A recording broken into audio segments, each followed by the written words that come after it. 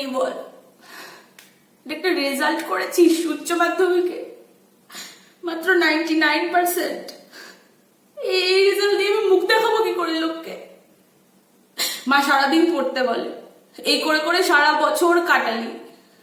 আমি তো তোকে একটা 24 ঘন্টা পড়ার রুটিন করে দিয়েছিলাম, তুই 24 ঘন্টাই পড়তি, তার সাথে আর 2 ঘন্টা এক্সট্রা পড়লে কি ক্ষতি হতো তোর? এখন এই 1%-এর জন্য আমার সব স্বপ্ন চুরমার হয়ে গেল ঠাকুর। এখন খড়গপুরের মাসিমণি, যাদবপুরের পিসিমণি সবাই ফোন করে করে জিজ্ঞেস করবে কত পেয়েছে কত পেয়েছে। কি বলবো আমি তাদের? 100% হয়নি, কি বলবো? বলতে বলতে ফোন করো, এবার বলো ওদেরকে। হ্যাঁ বল। খুব ভালো রেজাল্ট করেছে, 99%। ওর বাবা আর আমি তো ভীষণ খুশি। আরে হ্যাঁ, ওর বাবা তো ছেলের রেজাল্ট নিয়ে স্ক্রিনশট মেরে মেরে ফ্রেমে বাঁধাতে দিয়ে দিয়েছে একদম। না না, খুব ভালো হয়েছে, আমরা তো ভেবেইছিলাম, এতটা আশা করিনি।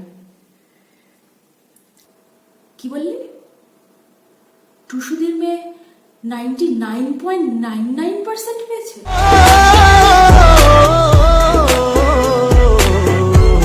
পিসিমণিকে তো কোনো রকমে অ্যাক্টিং করে আটকালাম, এখন মাসিমণির সাথে তো আর অ্যাক্টিং করতে পারবো না। নে, বলতে বলতে ফোন এসেছে। আরে বল, কাঁদবো না তো কি করবো বলতো? 99% পেয়েছে।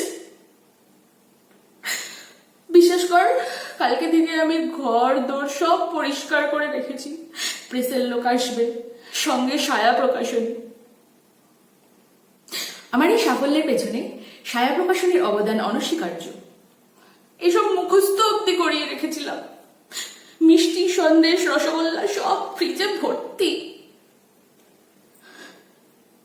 সব শেষ, আর হলো না। সব পরীক্ষা নাকি হয়নি? হ্যাঁ, 2টো পরীক্ষা হয়নি। তাহলে 500-তে 499? 2টো পরীক্ষা হলে তো আরো বেশি মার্কস পেত।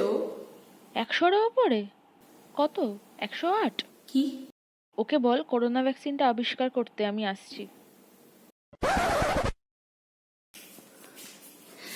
হ্যাঁ শোন, 44% পেয়েছে। আর বলিস না, পার্টি দেবো পার্টি। পরশুদিন তোদের সবার নেমন্তন্ন আমার বাড়িতে। আরে বাবা, এদের বাড়িতে কেউ মাধ্যমিক পাসই না, উচ্চ মাধ্যমিক ছাড়। আমার জিন পেয়েছে, আমার জিন। আর ছেলে দেখতে হবে তো।